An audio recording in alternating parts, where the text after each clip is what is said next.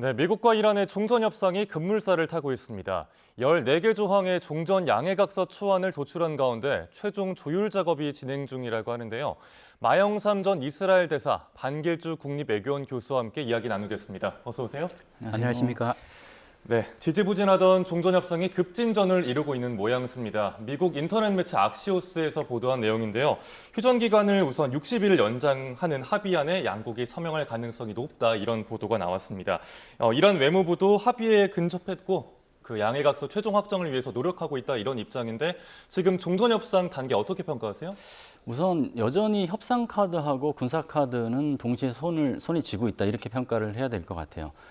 그러니까 뭐 이 다른 카드가 이게 이제 다른 지점이라고 하면 현재 협상 카드의 그 위치 위상이 뭔가시라고 봤을 때 협상이 깨질 경우 후속 대응하는 카드로서의 군사 카드, 그게 이제 있는 것이고, 두 번째는 이제 MOU를 체결하면 MOU가 체결한 이후에 합의를 준수하지 않을 경우에 쓸 수 있는 카드, 이 얘기는 두 개 카드 중에서 어쨌거나 협상 카드가 지금 우위에 있는 국면은 맞다, 이렇게 볼 수가 있겠습니다. 그럼에도 불구하고 따져보면 여러 가지 위험성이 도사리고 있어요. 이게 3단계 협상안이라고 하는데 첫 번째는 선언을 하는 것이, 간단히 얘기하면 선언한 후에 개방을 하고 마지막 핵 문제를 해결한다는 거거든요. 선언은 휴전이 될 수도 있고 종전이 될 수도 있고, 개방은 호르무즈 해협 개방과 미국의 해상봉제 해제와 동시에 이란산 원유 해제, 일부 이제 해제하는 게 이제 포함이 돼요. 근데 거기 해제를 놓고 보면 행동에 따른 보상이다. 그래서 하는 걸 보고 거기에 따라서 해제를 단계적으로 해주겠다는 거거든요. 거기에도 이제 그 과정에서 굉장히 충돌의 가능성이 있는 것이고, 그리고 마지막에 핵 문제를 해결하겠다는 거잖아요.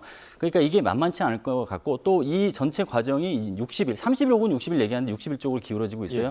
60일 동안에 어떤 일이 이루어질지도 모른다. 그리고 그래도 이제 긍정적으로 보는 측면 중에 하나는 이제 재발 방지가 포함되어 있다. 그러니까 상호간 공격을 금지하는 게 이제 포함되어 있는 측면은 어쨌거나 이제 유의미한 이제 장치라고 볼 수 있습니다. 다만 쟁점은 1단계에서 종전이냐 휴전이냐 여부에 따라 달라질 수 있는데, 이게 종전인 경우에는 저는 더 불리한 환경이 될 수 있다고 봅니다. 왜냐하면 종전이라고 하면 사실상 전쟁이 끝난 것으로 보기 때문에 미국 입장에서도 약간 느슨한 협상을 할 수도 있는 거고, 이란 입장에서 역이용할 수 있는 측면이라기 때문에 휴전이라는 게 나올 것 같은데 휴전 쪽으로 기우는 것 같고, 두 번째 정점은 여전히 이제 고농축 우라늄의 반출 여부, 반출하게 된다면 반출국, 이게 이제 사실은 지금은 논의 안 하겠다는 거거든요.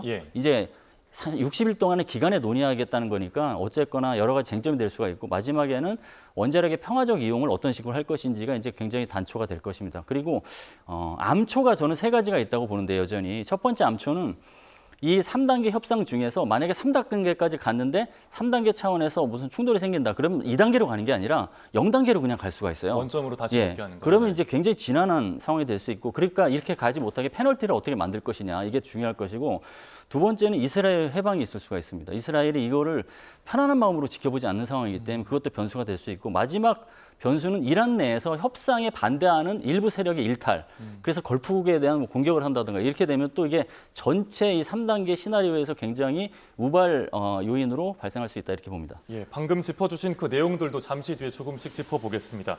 우선 양해각서 보도된 내용을 보면 총 14개 항으로 이루어져 있다고 하고, 조금 전에 중동 현지 나가 있는 양희력 기자도 보도해드렸습니다만 좀 팽팽하게 양측이 대립하던 민감한 내용들이 포함이 되어 있습니다. 뭐 호르무즈 해협이랄지 농축 우라늄 처리 문제랄지, 또 뭐 이란의 해외 동결 자산이랄지 좀 민감한 내용들 포함되어 있는데, 대사님께서는 어떻게 보셨어요? 네. 지금 현재까지의 상황을 보면은 이 트럼프 대통령이 오늘 이제 얘기를 아주 긍정적으로 밝게 그렇게 전망을 했습니다. 그러면서 이란 측에서는 그러면 여기에 대해서 어떻게 이제 반응을 했느냐 보면은, 지금 바가티 이란의 외무성의 대변인이 이렇게 이제 표현을 했어요. 최종 합의 단계로 가고 있다.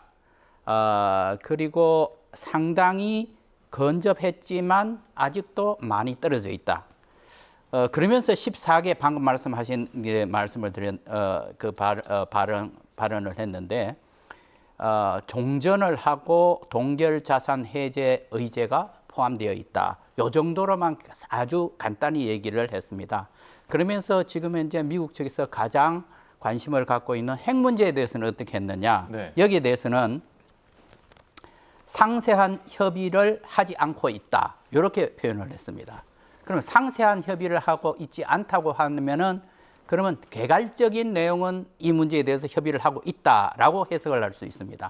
그래서 지금 현재 연이어 나온 외신 보도를 보면은 그 파이낸셜 타임스에서도 나왔고 또 악시어스도 나왔습니다.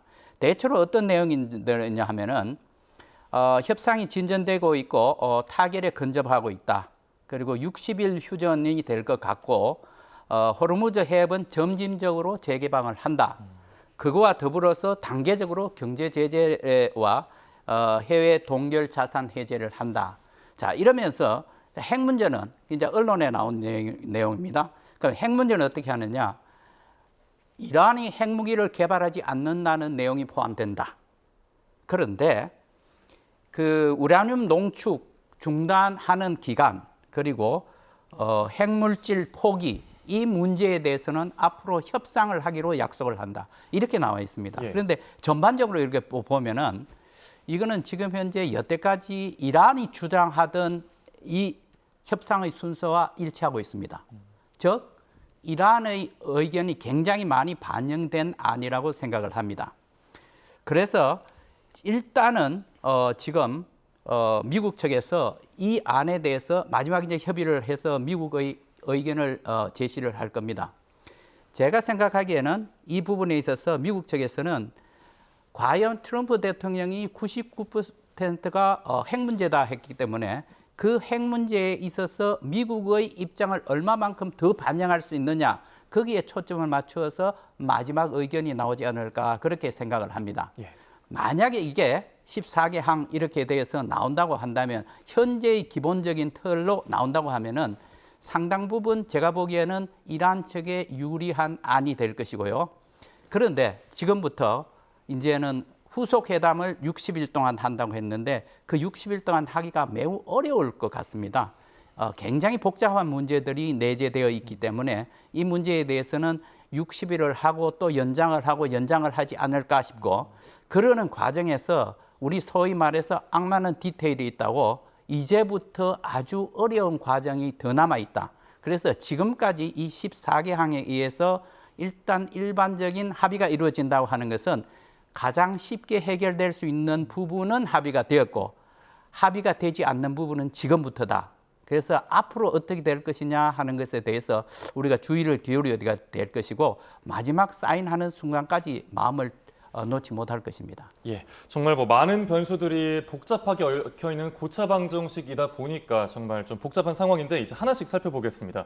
호르무즈역 개방 관련 경우에는 트럼프 대통령이 이제 해협이 곧 열릴 것이다. 그런 협상이 임박했다라고 했는데 이란 언론에서는 해협은 이란 관리하에 여전히 남을 것이다라는 입장입니다. 간극이 좀 큰 것 같습니다. 그러니까 이란이 이제 이야기한 걸 놓고 보면 개방이라는 의미가 세 가지로 해석될 수 있는 게 있어요. 그거 중에 어떤 것이냐고 봤을 때 진짜 개방은 국제사회로 돌려주는 거죠. 국제해협화하는 거예요. 그게 하나 있고 개방을 하는데 통행료를 받는 경우 한 가지, 개방을 하는데 통행료를 안 받는 경우 그 세 가지를 다 놓고 각자 동상이몽을 하고 있는 거죠. 그러니까 미국 입장에서는 당연히 국제해협으로 돌려주는 것이고 그렇게 안 되면 미국의 입지가 굉장히 약화돼요. 이게 뭐 개방을 한 것이냐라고 반문할 수 있잖아요. 그리고 핵협상에도 굉장히 불리한 지점이 있죠. 그러니까 국제해협화를 생각하고 있는데 이란은 돈을 안 받고 개방하는 것도 굉장히 선의인 것처럼 예. 그건 결국 통제를 하겠다는 거거든요. 거기에서 간격이 있는 것이고 더 우려되는 지점은 사실 현재 이야기한 게 뭐 30일 이내 통행량을 이제 전쟁 이전 수준으로 복원하겠다고 했잖아요. 근데 그게 이란의 통제하에 개방을 하겠다는 거니까 통제력을 계속 장악하겠다는 얘기예요. 그러면 그 통제력 장악이 협상 단계에서 마지막 카드로서 쓰기 위해서, 즉 협상력을 위해서 쓰는 것이냐라고 봤을 때 그게 아닐 수도 있는 부분이 있습니다. 협상력 플러스 억제력일 수가 있어요. 그럼 종전 이후에 다른 국가가 이란에 대해서 전쟁이라든가 군사적 공습을 못하도록 유사시 히든카드로 쓸 수 있게 억제력까지 쓴다. 그게 만약에 된다고 하면 이게 이제 MOU를 통해서 3대 관계까지 마치고 간다 하더라도 불씨는 여전할 수가 있는 것이죠. 그래서 호르무즈 이 어젠다를 굉장히 잘 관리하고 국제사회까지 관여해서 잘 풀어내야 될 필요성이 있습니다. 예. 루비오 미 국무장관도 이란이 통행료 징수하는 거 받아들일 수 없다라는 입장을 밝혔습니다. 이란은 지금 저희가 짚어보고 있는 것처럼 통제권을 계속해서 주장을 하고 있는데 이 지점에 대해서 양측이 어떻게 좀 좁힐 수 있을까요? 네, 지금 현재 이란 측에서는 전쟁이 끝나더라도 계속해서 이제 통제권을 유지하겠다. 지금 방 교수님 말씀하신 대로 그렇게 이제 가려고 지금 노력을 하고 있습니다. 예를 들면 지금 국내 입법 조치도 했고 그 과정에 있고 또 행정적인 조치도 지금 계속 내고 있습니다. 그런데 이번에 그 MOU 방금 말씀드린 그 MOU의 그 내용을 보면은 점진적으로 호르무즈 해협을 개방을 한다. 그리고 순차적으로 경제 제재를 해제를 한다. 이렇게 되어 있습니다. 이 내용은 상당히 타당합니다. 그렇다면 결국 전쟁이 끝나고 시간이 지나면 어떤 상황이 될 것이냐? 아마 실질적으로 이것은 전쟁 전 상태대로 되돌아가지 않을까. 되돌아간다는 것은 결국 실질적으로는 완전 개방이 되는 상태로 갈 거다. 그런데 여전히 이란 측에서 우리가 통제권을 가져야 된다라고 주장을 하고 있기 때문에 이 문제는 제가 보기에는 이란 측이 그대로 통제권을 가지려고 할 겁니다. 그렇지만은 이거는 형식적인 것이고 실질적으로는 상당 부분 거의 모든 선박들이 과거처럼 거의 자유 통행할 수 있는 자격이 주어지지 않을까. 그렇게 아직 이란 측에서 그걸 막는다고 한다면은 이란 측으로서 상당한 부담이 있습니다. 네. 전 세계를 상대로 해서 이게 고립으로 가야 되는 것이고, 그리고 지금 이란 측에서 상당히 미련을 갖고 지금 이 문제에 대해서 접근하고 있는 것이 통행료입니다. 근데 통행료를 지금 현재는 이제 통행료라는 말을 쓰지 않고 안전호송비 정도로 이제 낮추었습니다. 그렇다면 그것을 얼만큼 받을 것이냐? 제가 생각하기에는 지금 수에즈 운하나 파나마 운하보다도 훨씬 덜 받아야 되는 사정이라고 생각을 합니다. 왜냐하면 거기서는 인공적으로 만들어진 운하입니다. 자, 그렇다면은 이란이 과연 여기서 통행료를 받아서 얼마만큼의 재원을 확보를 할 수 있을 것인가? 제가 생각하기에는 그렇게 크지 않다고 봅니다. 그렇다면 결국은 이란은 오히려 정상국가로 돌아와서 오히려 자기들이 석유 개발을 더 함으로써 거기서 석유 수출에서 얻는 이익이 훨씬 더 클 것으로 생각을 합니다. 따라서 전쟁 후에는 결국은 미국의 주장대로 또 유럽 국가들의 주장대로 어느 정도 실질적으로는 자유 개방 상태로 가지 않을까 그렇게 예상을 합니다. 예, 알겠습니다. 이제 또 다른 변수인 핵 개발 관련 내용도 살펴보겠습니다. 이란 외교부 대변인도 양측의 양해각선에 핵 문제는 포함되어 있는데 세부적인 건 아직 없고 이제 만들어가야 하는 상황으로 보입니다. 합의된 기간 안에 별도로 논의를 하겠다는 건데 어느 정도 합의가 됐을까요? 일단 합의된 것은 14개 항에 핵 문제가 포함됐다라는 것은 합의가 됐을 겁니다. 왜냐하면 거기에 포함이 안 돼 있으면 앞으로 있을 60일간의 협상에서 어젠다가 안 되면은 아예 논의할 필요 없다는 식으로 내세울 수가 있거든요. 분명히 이제 거기에 포함되는 거고는 양측이 동의를 했다. 다만 지금은 세부 사항을 논의할 때가 아니고 MOU 체결을 위해서 노력의 중심을 해야 될 때다. 노력의 중심은 MOU 체결이지 세부 디테일 논의가 아니다라는 식으로 해서 굉장히 여지를 두고 있는 것이죠. 그래서 그냥 어젠다가 이제 들어간 수준, 거기엔 합의한 것이고 미합의한 것은 원천적으로 핵을 어떻게 폐기할 것이냐, 폐기할 것이냐 말 것이냐, 동결일 것이냐, 아니면 일괄 폐기할 것이냐, 일괄 폐기할 경우에도 과연 그 목표 기간을 어느 정도로 둘 것이냐. 그러니까 JCPOA처럼 사실상 동결을 해놓고 단계적으로 비핵화하는 방향으로 가는 것은 미국에서 원치 않잖아요. 그러면 목표 기간을 둔다 하더라도 굉장히 짧아야 되는데 그 짧은 기간을 과연 어떻게 할 것이냐. 수많은 핵 문제만 놓고도 수많은 충돌의 지점이 있기 때문에 그 60일 기간이 절대 짧은 기간이 아니라고 볼 수 있겠습니다. 예.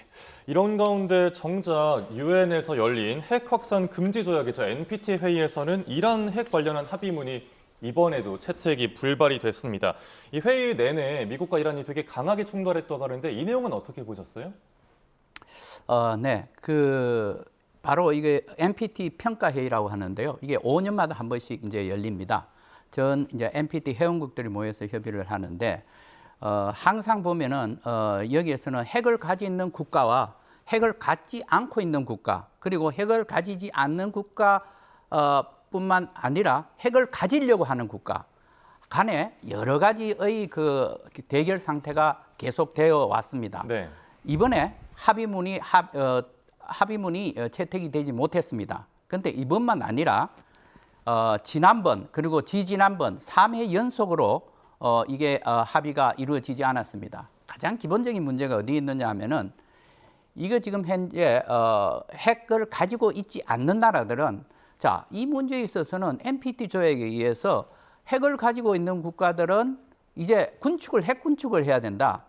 그렇다면 당신들이 핵 군축을 하면서 투명하게 하고 이거 모든 정보를 공개를 하라. 이렇게 이제 주장을 하고 있습니다. 그런데 지금 현재 핵 보유국 쪽에서는 핵 비보유국에 대해서 특히 이란이죠. 핵무기를 지금 개발하려고 하는 것은 NPT 체제에 당신들이 들어와 있는 상황에서는 불가능한 일이다. 그걸 포기를 해라. 명백하게 포기한다는 약속을 하고 그것을 실천을 해라. 이렇게 주장을 하고 있습니다. 네. 여기에 대해서 이란 측에서는 무슨 소리를 하는 것이냐. 우리는 NPT 체제를 그대로 다 준수를 했다. 이번에 전쟁도 미국과 이스라엘이 이렇게 침략 전쟁을 한 것이다. 우리가 피해자다. 이렇게 주장을 하면서 바로 이 핵 비확산에 대한 지금 핵무기를 가지려고 하는 이 국가들에 대한 규제, 이 조항이 들어가려고 했지만은 반대를 해서 못 들어간 겁니다. 그런데 이란의 핵 문제만 못 들어간 것이 아니라 북한도 마찬가지입니다. 북한도 이 문제에 대해서 한반도의 비핵화 문제, 북한의 핵 능력 제거 문제, 이 문제에 대해서 강하게 회원국들이 포함을 시켜야 된다고 했는데 계속해서 여기에 대해서 이제 거부를 했습니다. 결국은 합의에 이르지 못했는 것이죠. 그래서 채택이 되지 않았는데 우리가 여기서 이제 한 가지 생각해야 봐야 될 것은 NPT 평가 회의라는 이 회의도 이 요즘에 국제 회의에서 특히 UN 회의나 그 핵 문제 회의에서 사실상 알맹이 있는 결의안이나 합의문이 채택되지 못하고 있습니다. 오래됐죠, 불발된 지가. 굉장히 오래됐습니다. 그렇다면 그것을 실효성이 있는 결의안을 어디서 채택을 할 것이냐? 유일하게 안전보장이사, UN 안전보장이사에서만 할 수 있습니다. 그런데 안전보장이사에서 우리가 북한의 핵 문제에 보았듯이 여러 개의 경제 제재에 관한 결의안이 채택이 되었습니다. 그래서 강하게 국제사회에서 경제 제재를 가하고 있습니다. 그런데 이것이 잘 지켜지지 않고 있죠. 그래서 사실상 안보리에서마저도 실효성 있는 결의안이 채택될 가능성이 낮다. 이렇게 이제 보고 있는 것입니다. 그래서 우리가 국제기구에 대해서 그렇게 크게 기대할 바는 아닙니다. 예. 그러면 좀 또 궁금한 게 이스라엘 네타냐후 총리는 지금 어떤 생각을 하고 있을지인데 트럼프 대통령이 네타냐후 총리와 통화를 했고 되게 잘 진행이 됐다라고 했거든요. 이스라엘 대사를 지내셨던 입장에서 이스라엘이 지금 어떻게 반응할까요? 이스라엘은 트럼프 대통령하고 매우 긴밀히 협의를 하고 있습니다. 그런데 전쟁을 끝내야 되는 조건이 이스라엘이 미국보다 하나 더 높습니다. 그러니까 하나 더 요구를 더 하고 있는 것이죠. 그게 뭐냐 하면은 지금 현재 전쟁을 멈춰서는 안 된다. 이란이 완전히 주저앉을 때까지 핵을 완전 포기할 때까지 공격을 해야 된다라고 이렇게 주장을 하고 있는 것입니다. 그래서 트럼프 대통령으로서는 네타냐후 총리하고 이 조율하기가 어려운 부분이 있습니다. 그럼에도 불구하고 트럼프 대통령이 어떤 결정, 그러니까 이란하고 핵 협상을 하겠다라고 이렇게 결정을 하면은 네타냐후 총리는 이것을 존중할 수밖에 없습니다. 예. 미국의 도움을 받지 않는 이스라엘 단독 공격은 불가능하다고 생각을 합니다. 네, 뭐 걸프국들이 함께 발을 맞출지도 좀 관심이 쏠리는데 트럼프 대통령이 이란과 좋은 합의를 할지 말지는 50대 50이라고 했어요. 뭐 트럼프 대통령이 합법이라고 이해를 해야 될 것 같은데 만약에 교수님께서 아까 뭐 3단계로 넘어가지 못하면 0단계로 회귀할 수 있다고 했는데 그 선택지 중에 이란에 대한 뭐 공습 재개도 포함이 되어 있을까요? 50대 50이라고 한 얘기는 이제 명확한 것이죠. 협상이 안 되면 그 다음은 군사공격 재개다. 그게 명확한 게라고 한 거죠. 그래서 그게 이제 미국은 전쟁 재개라는 표현은 안 하겠죠. 전쟁이라고 하면은 이란에 대한 그 공격을 이어갈 수 없기 때문에 전쟁 권한법상. 그 다음에 군사 재개라고 한다고 하면 그 군사 그 공격 재개가 과연 어떤 방향으로 갈지가 두 가지가 있을 수가 있어요. 첫 번째는 뭐냐면 출구를 위해서 전쟁 재개를 하는 겁니다. 그건 뭐냐면 초토화 작전이라든가 마지막 남은 군사적 목표, 뭐 교량, 해수 담수화 시설 타격 이런 거 원래 이제 계속 이야기했던 것을 타격을 하고 이제는 모든 전쟁 목표를 완수했으니 나가겠다고 하면서 출구로 나가는 경우입니다. 이 네. 경우는 협상이 필요 없는 것이죠. 근데 그 다음 경우는 뭐냐면 이란 전선에서 중장기적으로 개입을 하겠다. 그래서 전쟁이 좀 길어진다 하더라도 원천적으로 목표를 달성하겠다고 하는 경우에는 결과적으로 협상으로 갈 수밖에 없습니다. 그러니까 오랫동안 군사적 어떤 충돌이 이어간 다음에 결국 협상장으로 또 가게 되거든요. 이 경우는 협상의 여지가 또 남겨 있는 경우죠. 그래서 이렇게 안 가도록 이 협상에서 이걸 마무리 져야 되는 어떤 측면에서도 앞으로 이게 안 되게 되면 어떤 시나리오가 전개될지를 점검해야 된다 그렇게 봅니다. 예, 뭐 트럼프 대통령이 협상 타결이 임박했다라고 밝히긴 했지만 구체적으로 양해각서 서명이 언제 진행될지는 지켜봐야겠습니다. 이제 주제를 좀 바꿔서요. 오늘 우리 시간으로 오전에 나왔던 속보 관련 내용 살펴보겠습니다. 오늘 백악관 인근에서 총격전이 벌어졌고요. 그런데 한 달 전쯤 백악관 기자단 만찬에서도 총격 사건이 있었는데 다시 한번 총격 사건이 벌어져서 많은 사람들에게 충격을 줬습니다. 미국 내 테러 위협, 특히 그게 백악관 근처라는 점에서 좀 더 화두가 되는 것 같은데 트럼프 행정부에 대한 반감이 미국 내에서 커진다고 봐야 될까요? 어떻습니까? 네, 그런 측면이 있습니다. 미국은 매우 다양한 인종 그리고 다양한 의견, 다원주의 사회입니다. 그래서 표현의 자유도 이제 충분히 이제 보장되어 있는 나라입니다. 그러다 보니까 지금 트럼프 대통령과 같이 정치적 성향이 한쪽으로 치우쳐진 이런 분들도 있지만은 그 반대편에 있는 사람들은 이러한 극단적인 상황을 상당히 견뎌내기가 힘들다고 그렇게 이제 생각을 하는 겁니다. 우리가 소위 말하는 외로운 늑대 이제 이런 현상들이 이제 나타나는 것이지요. 그러다 보니까 트럼프 대통령의 경우에는 이번에 4번째 지금 암살 미수가 된 것입니다. 유독이 많습니다.